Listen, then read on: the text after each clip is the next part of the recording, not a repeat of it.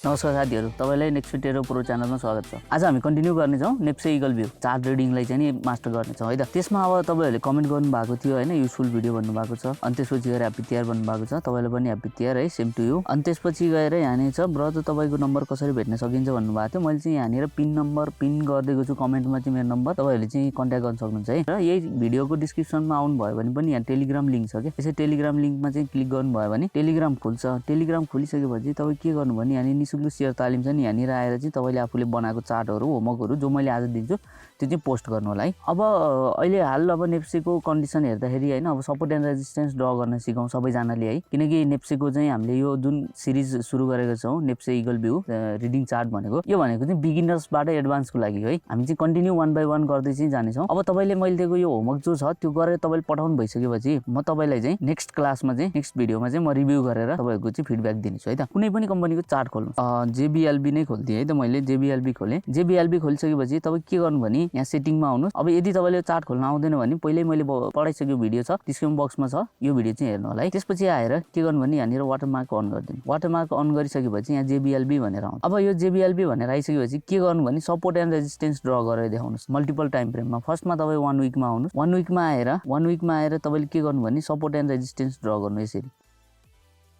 Support भयो। अब यहाँ माथि चाहिँ रेजिस्टेन्स छ हैन, यसरी चाहिँ सपोर्ट एन्ड रेजिस्टेन्स भयो। अनि त्यसपछि गएर जब सपोर्टलाई ब्रेक गर्यो प्राइसले, त्यसपछि कन्टिन्यू आएर यो जोनमा एउटा फेरि अर्को सपोर्ट बनायो। अनि त्यसपछि गएर रिसेन्टली यही तल आइसकेपछि एउटा रेजिस्टेन्स हेर्नुहुन्छ भने यो जोनमा एउटा राम्रो रेजिस्टेन्स छ। यो त भयो तपाईको लाइन वाइज, लाइन राखेर सपोर्ट एन्ड रेजिस्टेन्स बनाउने तरिका। अब एभरेज बैंकको चार्ट हेर्दाखेरि यो पनि विकलीमा छ है, विकली टाइम फ्रेममा छ। अब जुन कुनै पनि कम्पनीको चार्ट तपाईले यसरी चाहिँ बनाउनुस् है त। यसमा म के सिकाउँछु भने तपाईले एउटा रेक्टेंगलको हिसाबले जहिले पनि सपोर्ट एन्ड रेजिस्टेन्स बनाउने भनेको हामीले एरिया अफ भ्यालु हो। प्राइस जहिले पनि जो सपोर्ट छ, सपोर्टमा आइसकेपछि अथवा चाहिँ रेजिस्टेन्समा गइसकेपछि फल हुन्छ, सपोर्ट एन्ड रेजिस्टेन्स चाहिँ बनाउन सकिन्छ है। अब सपोर्ट एन्ड रेजिस्टेन्स बनाउँदै गर्दा है, अब यहाँ ट्रेन्ड लाइन पनि छ। यो ट्रेन्ड लाइनको बारेमा म अगाडि पढाउँछु। तपाईले के गर्नु भने यसरी सपोर्ट एन्ड रेजिस्टेन्स एउटा विकली टाइम फ्रेम बनाउनु भयो। यहाँ ईबीएल 1 विक भनेर पनि आएको छ है। त्यसपछि के गर्नु भने चार्टमा आउनुस् अनि त्यसपछि डाउनलोड गर्नुस्। यो जो डाउनलोड गरेको इमेज छ तपाई यसलाई चाहिँ के गर्नु भने यहाँनिर आएर यो चार्टमा चाहिँ यहाँनिर आएर चार्टमा यो कमर्सियल बैंक छ, यसरी चाहिँ चार्टमा ओपन गर्नुस्। अनि त्यसपछि आफ्नो नाम लेखेर सपोज मैले चाहिँ मनोज भनेर लेखेर पठाइदिए हैन। तपाईले यसरी चार्ट मलाई चाहिँ ग्रुपमा हाम्रो चाहिँ यो नेप्से टेरो प्रो ग्रुपमा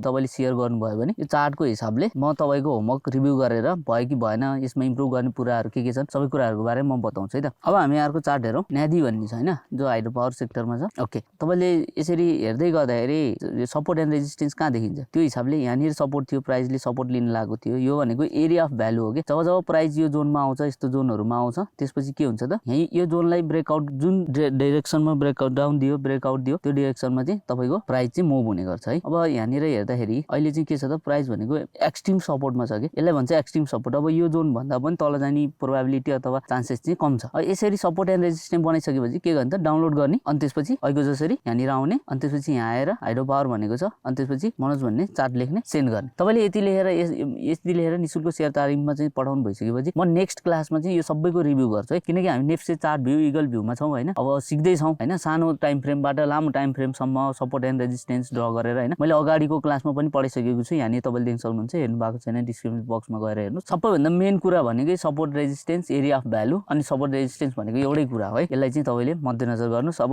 यसलाई कसरी काम गरेको थियो भनेर हेर्नुहुन्छ भने यहाँनिर पछाडी पनि लिएर आउनुहुन्छ भने सेम लाइनलाई यो जोनमा सपोर्टले काम गरेको थियो के। देख्नुभयो यस्तो ठाउँमा हो के हामीले ट्रेड लिने भनेको, यस्तो ठाउँमा हो हामीले स्विङ ट्रेडिङबाट विकली चाहिँ 25 देखि आफ्नो क्यापिटल हेरेर आफ्नो पोजिसन साइजिङ बढाएर अथवा चाहिँ ट्रेडिङ गर्नको लागि बेस्ट भनेको यो एंगलबाट यसरी गरिन्छ। ल हेर, यो जोन भनेको साइडवेज थियो, यहाँ पनि आएर साइडवेज भयो मार्केट, यहाँबाट जब ब्रेकडाउन दियो त्यसपछि झन् तल आयो। यो जोनमा के थियो साइडवेज थियो मार्केट, जब ब्रेकआउट दियो, ब्रेकअप दियो माथितिर, त्यसपछि के भयो त भोल्युम पनि बढ्दै गयो। यसरी मार्क गरेर सबै कुराहरुलाई मार्क गरेर तपाईले होमवर्क गरेर चाहिँ पठाउनु होला है। यो भनेको मेरो लागि भन्दा नि तपाईहरुको लागि हो। अब जस्तो कि अथवा बिगिनर्स हो, प्रो हो, जेसुकै भए पनि आफ्नो प्र्याक्टिस होमवर्क भनेको डेली गर्नुपर्छ। तपाईले गर्नुभयो भने चाहिँ ट्रेडिङमा पक्कै पनि सिक्नुहुन्छ है। अनि नेप्से अल्फाको चार्ट प्याटर्नहरु छ हैन, यिनीहरुको कुराहरु भनेको अगाडि क्लासहरुमा पढाउँछु। तपाई ढुक्क हुनुस्, तपाईहरुलाई म पर्फेक्ट बनाउने छु है त। टेलिग्राम ग्रुपको लिंक डिस्क्रिप्सन बक्समा छ। अनि त्यसपछि गएर भिडियोको कमेन्ट बक्समा मैले मेरो नम्बर पनि पिन गरिदिएको छु। यो नम्बरमा टेलिग्राम गर्नुभयो पनि हुन्छ, फोन गर्नुभयो पनि हुन्छ है त। आजको क्लासमा चाहिँ मैले दिएको यो होमवर्कहरु गरेर चाहिँ तपाई पठाउनुस्। इमेलमा पनि पठाउन सक्नुहुन्छ तपाईले। यदि तपाईले टेलिग्राममा पठाउनु भयो भने होमवर्क ठीक छ, पठाउनु भयो भने हैन भने के गर्नु भने म यो कमेन्ट बक्समा फेरि पनि एउटा चाहिँ रिप्लाईमा राखिदिन्छु। राखिदिन्छु, मेरो आफ्नो इमेल एड्रेस राखिदिन्छु। यो इमेलमा पठाउनु भए पनि हुन्छ है त। म यसमा पनि टेलिग्रामको ग्रुपको लिङ्क पनि पिन गरेर राखिदिन्छु। यसबाट चाहिँ तपाईँले कन्ट्याक्ट गर्न सक्नुहुन्छ है त। तपाईँहरू एकदम अनेस्ट भएर होमवर्क गरेर पठाउनुहोस्, तपाईँहरूको सबै होमवर्क रिभ्यू हुनेछ। तपाईँलाई आजको क्लास कस्तो लाग्यो कमेन्ट बक्समा कमेन्ट गर्नु होला। यदि कुनै पनि डाउट्स छन् भने टेलिग्राम ग्रुप जोइन गर्नुहोस्, धेरै फिचर्सहरू छ त्यसमा। यदि यो भिडियोले कसैलाई हेल्प हुन्छ भने सेयर गर्नुहोस् आफ्नो फ्रेन्ड एन्ड फ्यामिली सर्कलमा। ज्ञान बाँडे बढ्छ भन्ने सिद्धान्तको साथ।